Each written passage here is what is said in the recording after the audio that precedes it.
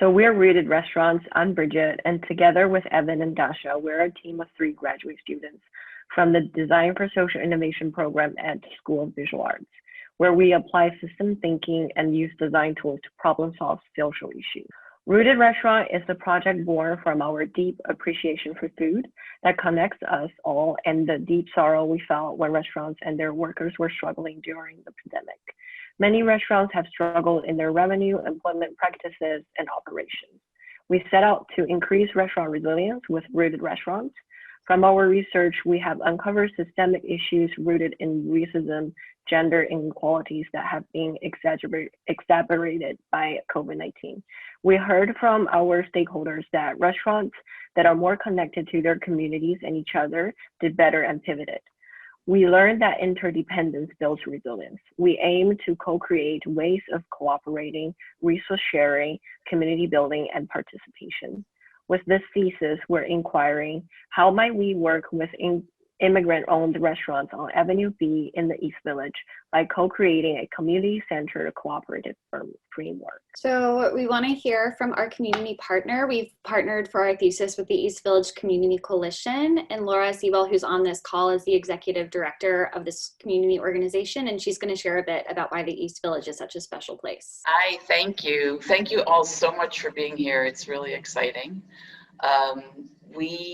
The East Village Community Coalition works really through 3 initiatives to support our community. So we do preservation work, we do sustainability work, we're the stewards of the Avenue B Open Street, and we also have always supported independent restaurants. It's a unique cultural area where you still have the veins of immigration that have come through, and you can still see them in the restaurants, from the Polish restaurants, the Italian restaurants, and now we have all these new restaurants coming in. And I don't know anywhere else where you just have such a mix of culture. And it's one of the things that I really love best. People, when we ask, talk about the streets, the trees, the human scale nature of our neighborhood. But for me, it's about our cultural diversity and our long history of activism and advocacy for our neighbors. It's a really unique place to be a part of, and you are now all honorary East Villagers for life for your service today. Much appreciated. We pivoted we started an independent merchants association here. We pivoted what used to be a printed guide to a what'sopenev.com map in response to the pandemic. And what we thought was a Band-Aid has turned into a labor of love that we really hope to keep going forever. It's all open source and volunteer maintained database that drives it. And built by BetaNYC. I always have to acknowledge, thank you so much to our angels at BetaNYC. And I think that's really it. I'm really looking forward to, it's just amazing to have this kind of brainstorming about the issues that the team has so accurately identified. They really said back to me everything that I've been hearing all spring and all summer from our local restaurants and merchants. So it's really going to be a wonderful day, and I'm super excited. I can't wait to come back and watch the recording. Thank you. Thank you, Laura. We're gonna quickly just go over some ground rules and understandings for today, and then we'll get into the specifics. But we just wanted to go over some community agreements. You may have worked with community agreements in the past, maybe not, but they're just essentially a shared understanding of how we want to work together. So I'm just gonna briefly go over some of the ones we've already laid out. So accountability, just understanding that we're here to work together and work well together. Being open-minded, we share a lot of different backgrounds in this space today, a lot of different types of expertise, and we just want to be open-minded to what everyone has to share and what people have to suggest and work on. Active listening, obviously. We want to pay attention to whoever is sharing, and this is a space for learning. Right now, today, we're going to be learning some about the struggles that restaurants are facing, and so we need to be open-minded in this. A feminist pause, which maybe you've heard of, maybe not.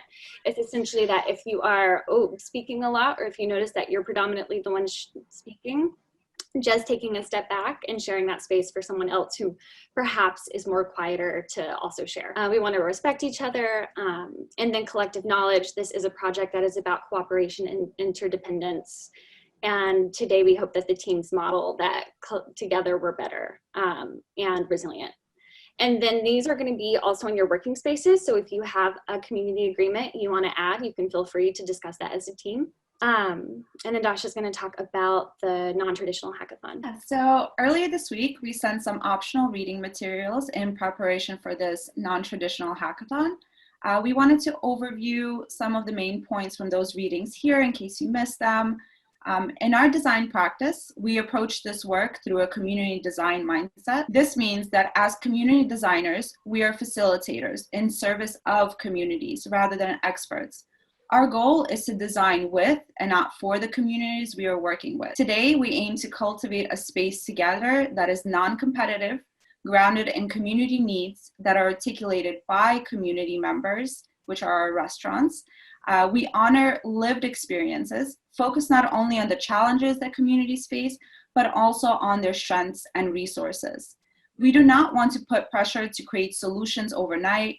Instead, we are focusing on imaginative and creative solutions that can be built with the community, and this takes time. We reject technological solutionism that proposes to solve complex systemic issues with technology, such as apps. And then I'm going to go over some details for today. So we did initially have 4 teams. This may change to 3 just with some attendance drop off, which we expected. But we're going to be focusing on a few things. So we're going to be focusing on community visibility, which just means that the East Village community members are aware of the open EV maps and restaurant marketing and just creative solutions around that. Digital visibility. So a lot of the restaurants have expressed that they have a lot of difficulty doing online marketing, and we just want to hack around some solutions for them. So you'll see to the right that we have a Miro working board that will have PDFs of the restaurants that you can download within the Miro board, which will give you like details on the restaurant struggles. We also want to do some user experience work on the open maps and behavior change. So we want to figure out ways to encourage people to use the open maps in these spaces. We have created these Miro boards for you. We have the community agreements. We have a little space for you to each write about yourselves. A little warm up exercise because some of you probably have used Miro, some of you probably haven't. And then we have some ideation prompts, some reflection prompts, and some prototyping prompts for you to go through. And then we have started you off a workspace, but obviously you can feel free as a team to decide how you want to use this space. We also encourage you to take breaks as a team. When you want to take breaks, you don't have to exit out of the Zoom. You can just do unmute and go on mute and go off video, and that you as a team get to decide how you want to work together. So today we will focus on a part of a traditional design process that design strategists use, which will take time to notice and digest the information, identify some problems. Then we move to ideating, where we converge all the findings and diverge into ideas. And in the end, we'll converge again into prototypes. So we sent an agenda to your emails earlier this week. And before we break, we wanted to quickly show the agenda here. We also will break you into the groups shortly, and we will pop in just to make sure that you're all set up. Otherwise, for the remainder of the group sessions, we will not interfere. If anything, we will send out a message blast to all groups, which you will see in your chat. So we encourage you to stay on Zoom, even when you're on break or doing individual work, just so you don't drop off. And remember, you could use the ask for help function in Zoom if you want one of us to come into the room for some questions or some help. You could also use that number to text us or call us. And so we'll go ahead and place you into the rooms now. What really stuck out was that they had these really incredible stories of how they had set up their restaurants, a real desire to transmit some of the elements of their home country cultures. There was just a joy and passion for bringing people together, for good food, a special type of environment that was just really clear as we were reading over the profiles of these owners. And at the same time, they were having such a hard time keeping up with marketing in today's digital world, and especially during COVID. One restaurant owner was talking about how he has no marketing background or expertise, but was running their Instagram account and he really didn't know what he was doing. Another of the restaurants really had no digital presence, didn't have a website, didn't have any social media profiles. And it just felt like for a lot of them, they were kind of operating in the dark independently, and that this whole task of getting the word out about their businesses was just time consuming and expensive, and not something that a restaurant owner can really be handling when their real job is to manage their business. So that's a little bit about the challenge itself. So I'll speak on to what we decided to prototype. I think it's actually okay if I don't share my screen, because our prototype is more discussion based in our notes. But the idea that Karen, Paul, and I really gravitated towards was to make sure these restaurants were represented, especially since they are smaller and less likely to have resources. So we came up with the idea of a community coalition that represents them. For example, maybe it could partner up with EVCC, which is East Village, I'm forgetting this first C, but the coalition, use their current resources of like how they make an annual map of the restaurants that are available and other businesses that are in the area, and have them as like a go-between person between restaurants and people who are able to get these stories of these restaurants out, because their stories are so important and such a key part of what makes them part of East Village, but also such an amazing institution. So maybe an expansion of having an EVCC intern program where there is someone who could volunteer their time or work also to develop these connections and between the two. But what we wanted to highlight was that there needs to be a sustainable model, which means this probably is more like a full-time person who is paid to represent this group, this coalition, because it needs to be sustainable, and the work wouldn't be done as much if they were part-time or pro bono. And maybe if funding could be like a mixture of private and public, and trying to bring the community together. So that's our project. Cool, thank you for sharing. We'll be excited to take a closer look, but that sounds pretty great. So now we can move on to what is Breakout Room 3. I think that's Veda and Angie's group. Hi, yes, that was Angie, I, Justin, and Jesse. Justin, do you want to hop in and explain the first part? Sure. Yeah, we were given a challenge. Sorry, I'm outside in the park right now. But giving a challenge to look at the current map view of the website that we had for what'sopenev.com. So if you look at, thanks for sharing, Veda. We initially looked at sort of doing the warm-up of what types of things we wanted to see come out of a restaurant like resiliency. So we kind of started on the sort of that map of getting our ideas together. Then we looked into just the map itself and what we liked and disliked, and kind of broke into 3 different areas. One of which was just like a usability concerns of like, all right, this would be nicer from a usable perspective. Some other pieces were pieces of information we wanted to include that may or may just make things more clear. And the last piece were just features we were going to add to it. So if you look at the screen, Veda, do you want to bring that back up to share? You'll see our kind of notes and thought-taking processes. And then we made 2 different personas. So I used to live in East Village on St. Mark's Avenue for like 5 years, right across from Thomas Square Park. And we were looking at certain things like, all right, well, which places are open? Let's put ourselves into kind of 2 different maps. So I being somebody who's been there for a while, has a bunch of recommendations, like you should check out this place and get the pizza, or get a drink over here.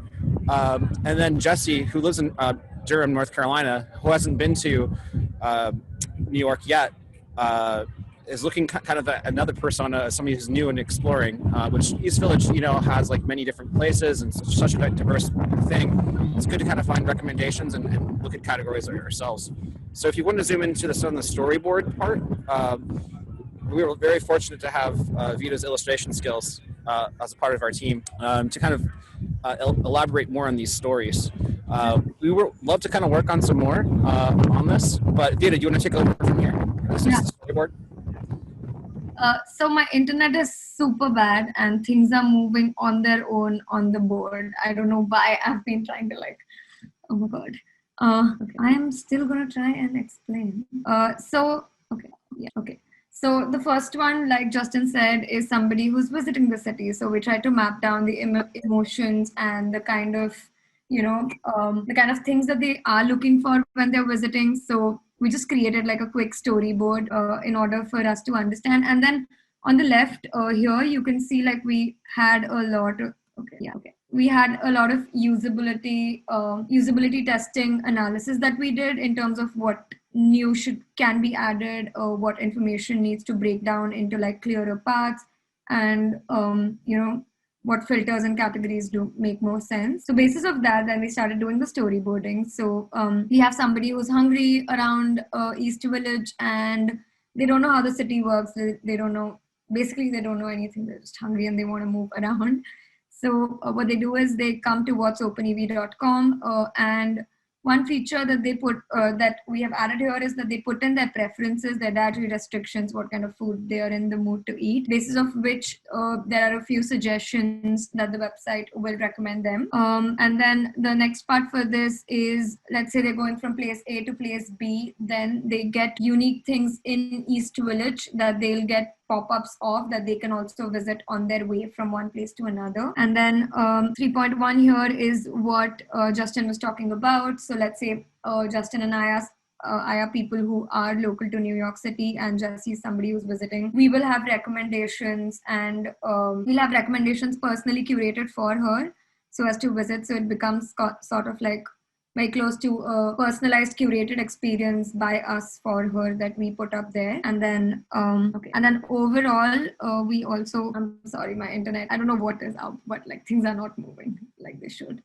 Okay, so then other than that, we have like a bunch of categories that Justin and Jessie sort of broke down so that we have more, basically just to help curate like a better experience for the person coming in.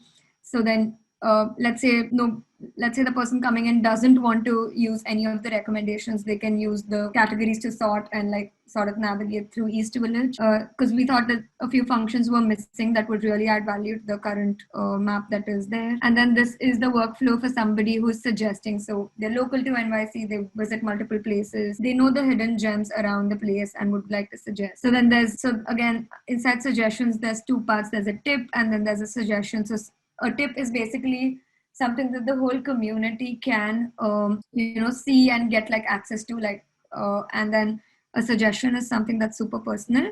And then all of these, you can send it to a person via just their phone number. So it will pop in like a text message and stuff. Yeah. And I think, Jessie, do you want to jump into it? Okay, so I'll just go ahead and explain the flowchart part.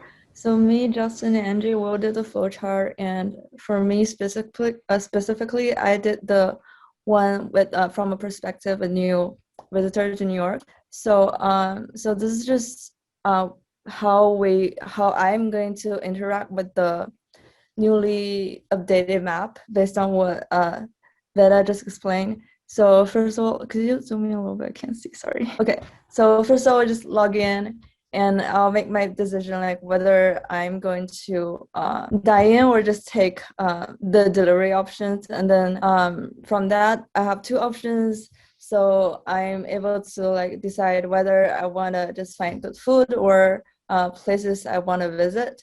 So if I want to just, find good restaurants and then use the filter feature on the map and then filter out like some of the options I prefer, and then I'll make my decisions and get directions on the map. Or otherwise, if I just want to find like good places to visit, I'll take recommendations from Justin. Maybe Justin has like send me like a recommendation of places that's like interesting. So from there, I'll look for restaurants nearby, and then use the filter feature to filter out the restaurants. And that's my flowchart. And then Justin, would you want to explain yours? Yeah, so we have some other features. We're talking about so the cool thing about East Village, it has a really rich history about, if you guys are familiar with Tompkins Square, the Tompkins Square riots happened, Madonna lived down the street. There's a lot of really cool tidbits about New York, particularly East Village. So when you have a place like, hey, here I am, and I want to go to this other place, we had another thing of like, oh, by the way, here are some like places of interest to note that as you're walking through. So we're looking really heavily on just people exploring the neighborhood. It's a very walkable city. And Angie did another part about kind of doing some more business owner connections and kind of creating a bazaar of some sort to highlight that, which I believe Group 1 sort of kind of co-related too. So maybe we should talk on a larger note maybe later. But Angie, do you want to kind of go in to explain what your thoughts were? Yeah, I started on a flow chart for just the business owner side for coordinating one, and it would split off between like rounding up other business owners that would want to be vendors, and then there would be another part that after you get all the vendors that you could organize it spatially, I guess. And I'm still working on it, but maybe it could be based on each vendor could submit how much square footage they would need, and the map could organize it in different ways among streets that would be available. And then on the left side, there's I'm from Seattle, and I know that there's a really similar food walk there, which is how I got the idea. And we could use that as an example. And then the bottom one I'm still working on would be on the customer side, if there is a bazaar, and how they would use the app to navigate it. This is just copied and pasted from Justin's flow chart to get the shapes. Yeah. Yeah, but given up, I think we're pretty excited that there's the only thing was time constraint, so we did as much as we could. But yeah, obviously having some more flows and putting a nicer prototype together considers all these. But also, I think if we were to continue listening to other groups' feedback as well, and hearing from there. But yeah, thanks a lot. It was really fun. Yeah, so that's us. We did try starting a prototype of some sorts, but yeah, given the time and stuff, this is what we thank you. Cool, well, thank you. That was a lot of ideas that I can see continuing on, so that's really cool. I don't know, Roy, do you want to talk about what your group worked on real quick before we move on to the last one? Sure. Let me just stop because I was driving. Okay, so I think our group, I don't know if Nadia or Brad are here, probably not, but our goal was basically to understand how do we change the behavior of the open EV map. And I don't know if you guys have checked out the map. When you go in there, you can click on a bunch of categories, and you know if the grocery store is open or closed, and stuff like that, if the restaurants are open and closed. So we brainstormed a few ideas. The thing is, behavior is extremely hard to change on the internet, and so what's the delta quotient that will make somebody adopt a service that maybe ditch Google Maps because it's not updated and use this. So we basically divided our stuff into kind of 3 sections. One is, how do you onboard owners better? That's the first one. The second one is, how do you improve the utility of the map, which is obviously a UI UX question, a data question, how real time you can make all that stuff.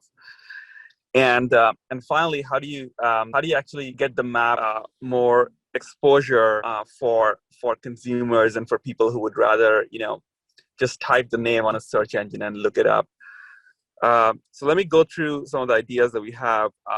Well, the first one was maybe using something like a QR sticker. That's a more mobile optimized version of the map. The current map, it doesn't render that well on mobile, which is okay. I mean, mobile rendering is just tough for maps. And if there's a QR code or any other printed material on the restaurant's walls or doors, that could be a good way to kind of let people know that this map exists and start using this map instead of typing things in Google. On the side of how to onboard people better, especially owners better, is finding a way to kind of do it more seamlessly and without friction. And I think the goal there is giving them a tool like a paper form or a text message where they can, just say in real time whether the store is going to be open in the afternoon or not. And that way, somebody doesn't have to go around the neighborhood and then update Airtable. Give me 1 second. Okay, so let me see. What else? So that was the real-time open-close notification, which could be kind of cool. In terms of exposure, I think, I think Nadia was talking about how she would write the name of a restaurant. It would never come up on Google. And so we explored, should we go the SEO route and do some search engine optimization? And then we realized that it's too expensive for these restaurants to do all that kind of marketing. They just can't probably afford it.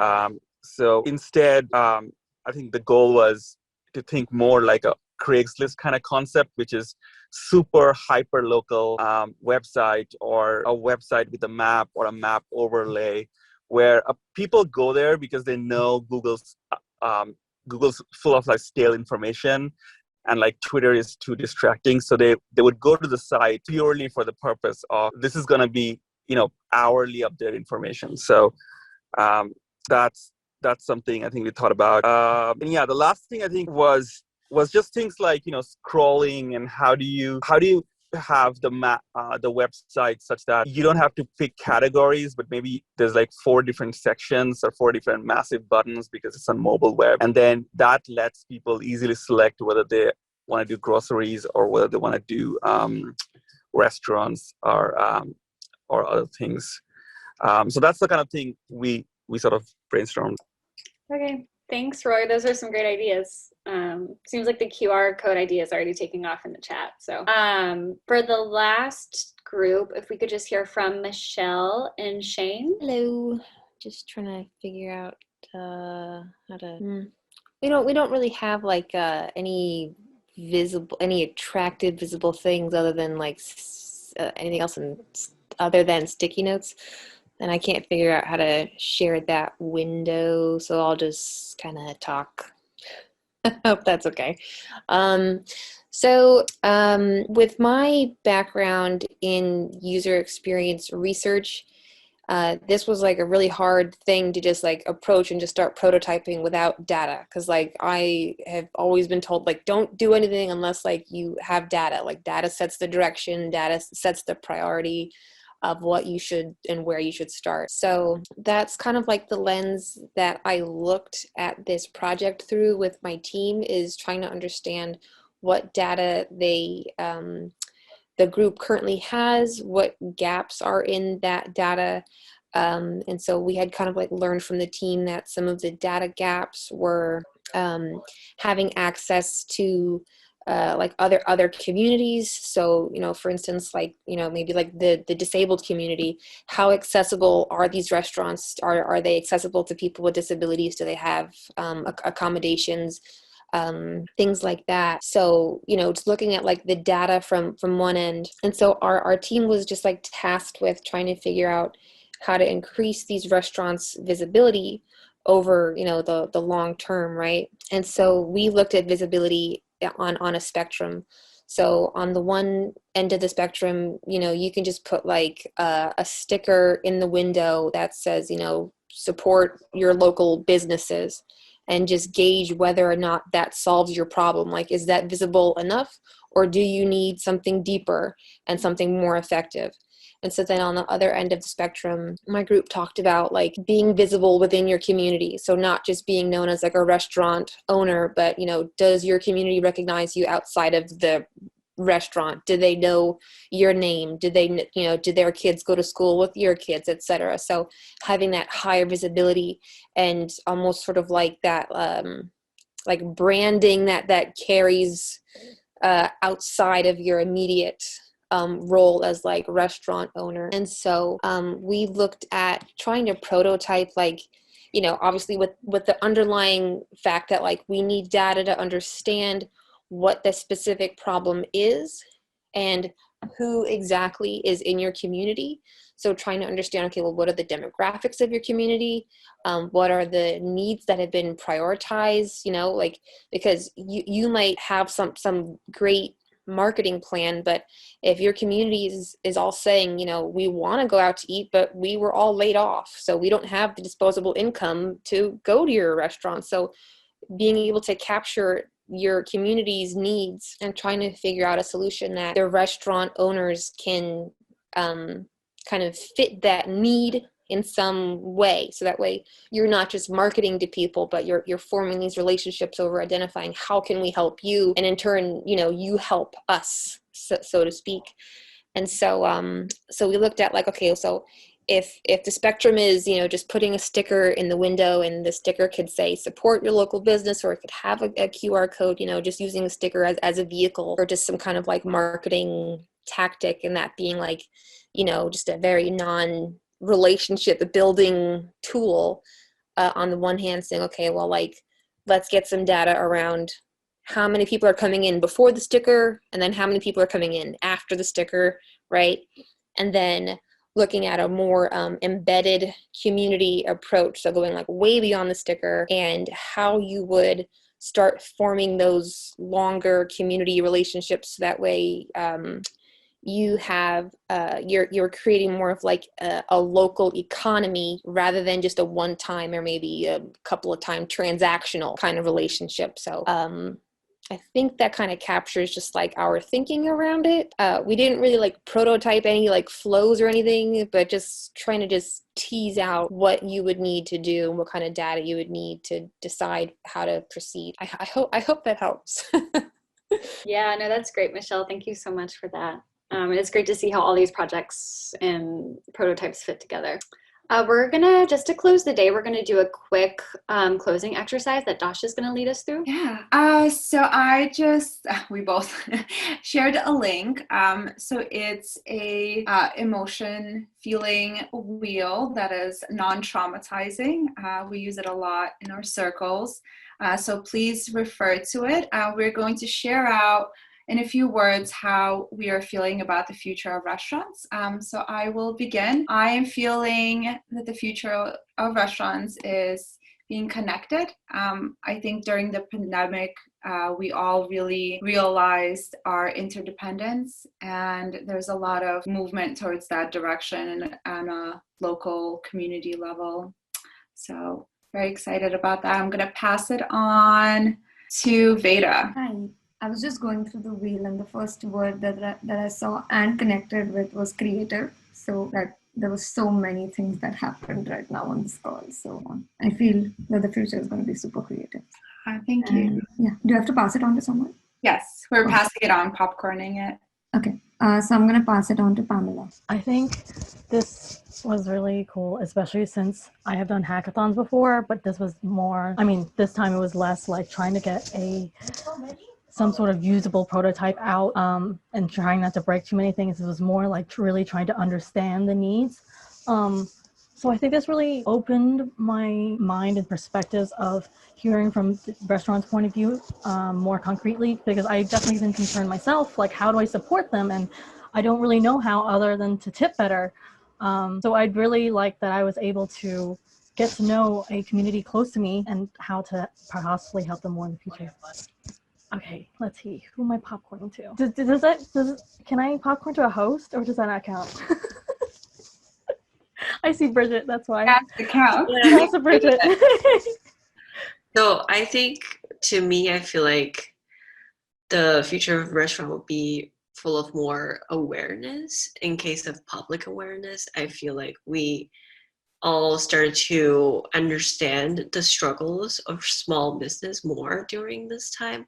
And I feel like the restaurant owners will also be more aware of how adaptability works and resilience work in a pandemic situation, or just in any struggling time. So, and I'm gonna pass it on to Justin. Oh, I was muted. Sorry about that. Yeah, so somebody who lived on St. Mark's for 5 years and moved over, I know like a lot of these businesses, how they were. I saw a lot of them shut down. And one of my friends has a bookstore that opened up March last year, and they just got so creative, and the resilience of some of these people, like every effort to put together to help, they absolutely need it. Like from people who are like putting their like actual lives on the line for, especially during the summer and like when the first initial waves are hitting, they put their lives on the line to serve people that make that the whole like part of East Village, like what makes it so special. And it's having that diversity of so many different like restaurants and just a melting pot what makes New York City is what makes New York City. And that's why I moved here, honestly, because of the food. It's so good. And there's such a diversity for it. So I think really putting these efforts together to really help get knowledge for patrons to come into a certain spot, help support these businesses, making sure that the tips go in the right spots and the businesses can really help thrive and bring New York City back again to where it was. Like it's heartbreaking to see so many restaurants go under, and a lot of it's for rent and those reasons, but a lot of it's because just it wasn't safe to go out. Now hopefully things are coming back out. I'm like outside, it's kind of nice. We can put some efforts into help marketing and making sure that places that are open for business and get people out to visit. I think that'd be really, really awesome. I hope to continue on some of this stuff, and thanks guys for putting all this together. I'm going to pass it on to Paula. Hi, I'm Paula. It's great to be here. I've lived in the East Village since 1986 in college and had a business here. And it's been interesting to be here during the pandemic. So I want to thank my lovely ladies who I collaborated with, Pamela and Karen, and just say the spin wheel empathy really came up for me, given how many businesses I've seen that have closed and how hard the ones that are open, how hard it is they're working. Empathy given the financials, the financials need to, I believe in private philanthropy. I think the city would take too long to go through their machinations but I really believe in some type of philanthropy that could help, especially the cultural immigrant smaller restaurants. It'd be really great to see if that could get some real support. And I believe the support has to be earmarked with strong, viable finances in order to actually commit to some level of sustainability. So that was really what came to mind. And the creative time that we're in now, I think will be incredibly innovative, but the cost and the reality of that cost needs to be addressed because of the shortages of funds for people who own the commercial spaces. They're hurting too. So I hope that that'll be addressed. Sorry to be on a soapbox there, but lots of ideas. Ideas are great, but they need to really be substantiated and budgeted for so that they can be actually carried out. Thanks very much. And Paula, who are you passing it on to? Just a minute. It's someone who's not from New York. I'm going to butcher the name. Yanni Lee? Yeah. So for me, I think the future will be more collaboration. Because just through this hackathon, I see this importance of the community, like having everybody helping each other during this pandemic. I think that's really important. So collaboration is definitely what I can see in the future. And I'll pass to Karen. Hey, everyone. I would agree with that. I think when I think about the future of restaurants, I think about interdependence. And I hope that there is a strong sense of community support that has just erupted during this time, and really understanding the struggles of what it takes to be a small business, what it takes to be a restaurant owner. And I think in our group we were talking about how hard it is to be a restaurant owner in New York, even before the pandemic.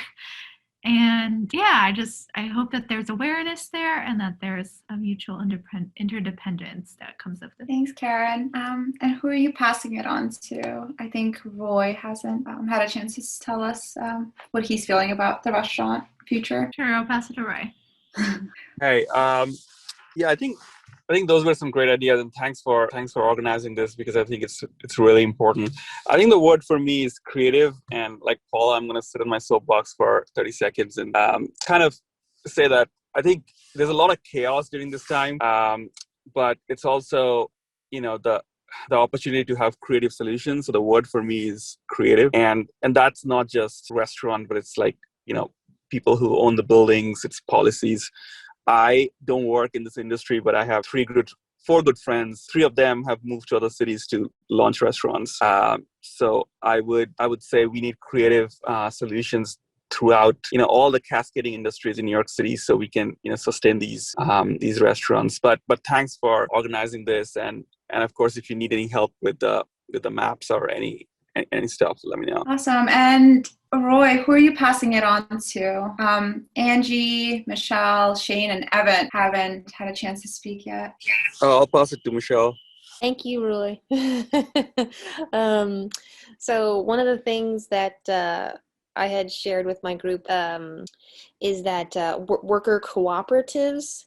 And so a worker cooperative is like a legally different structure than your like technical, capitalist business, whatever.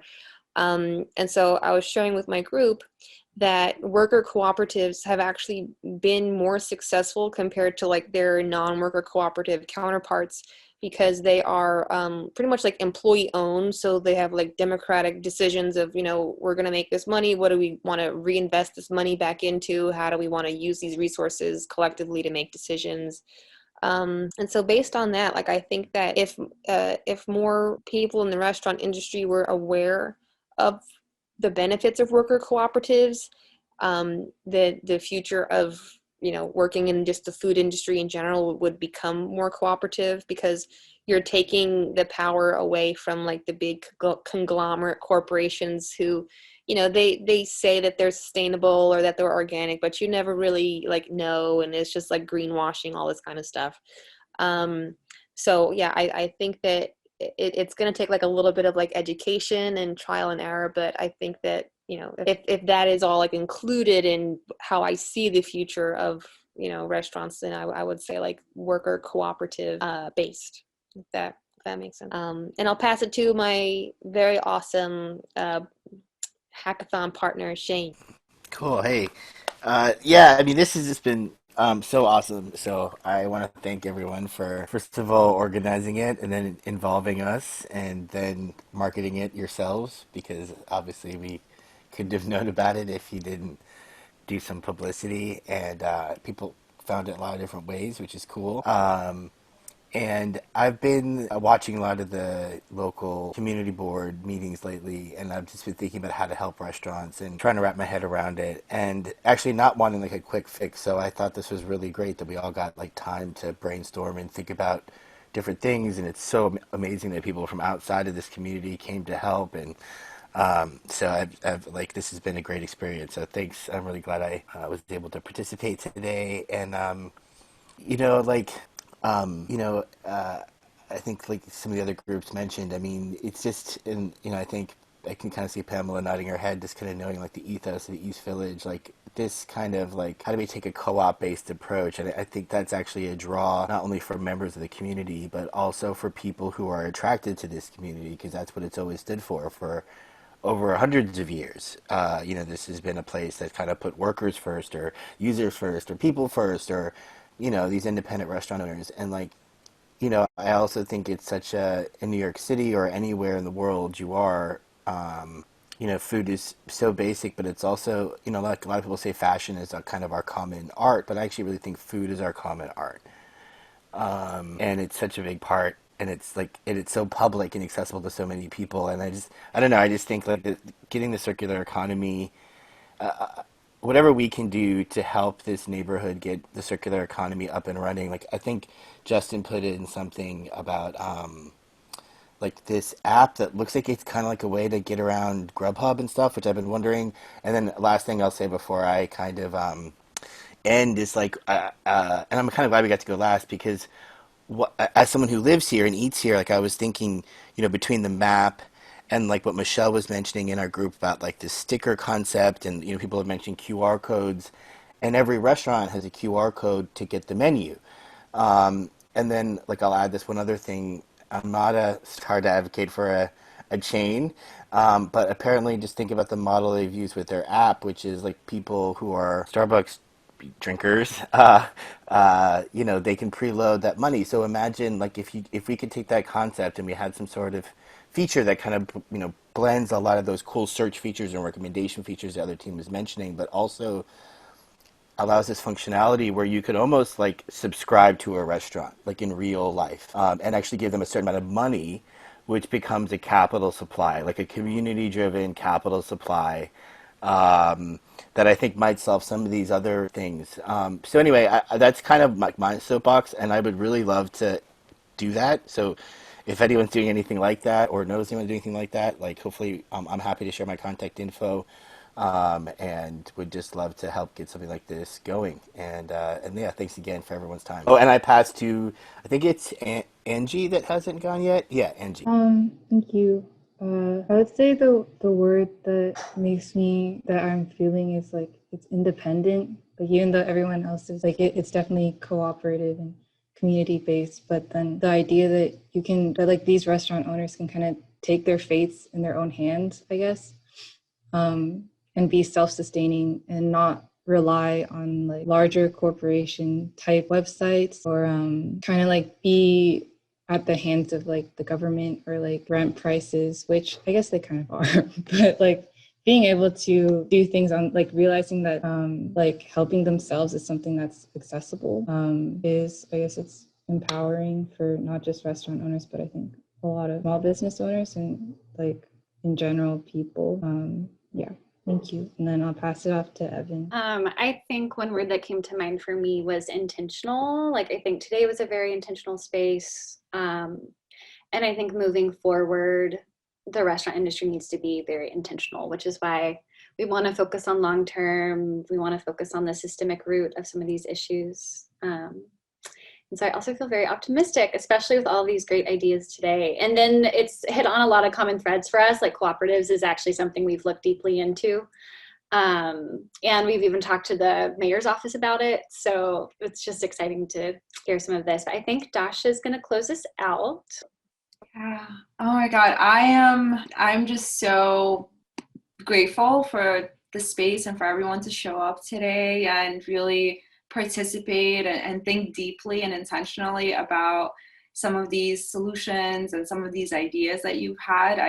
We could see that you really put the time in and the effort, and just thank you so much. We can't wait to bring this back to our 7 restaurants we are working with, and we will send out an email with some synthesized information about today, kind of where our project is, what the restaurants, the 7 restaurants, because we only had about 3 today. So we will list some of the other names out for you, and also ways to stay connected to the project. If you have any ideas, please, feel free to email us. You have our emails. And lastly, we will also be sending a short survey with about 5 questions. We just want to hear about your experience here, what could have went better, how you felt about this process. Yeah. So thank you again. We're going to give you back your 13 minutes of life. Thank you so much for joining us on this beautiful Saturday day. Thank you. Thank you. Have the rest of your weekend. Bye. Thanks, everybody. Thank you. Adios.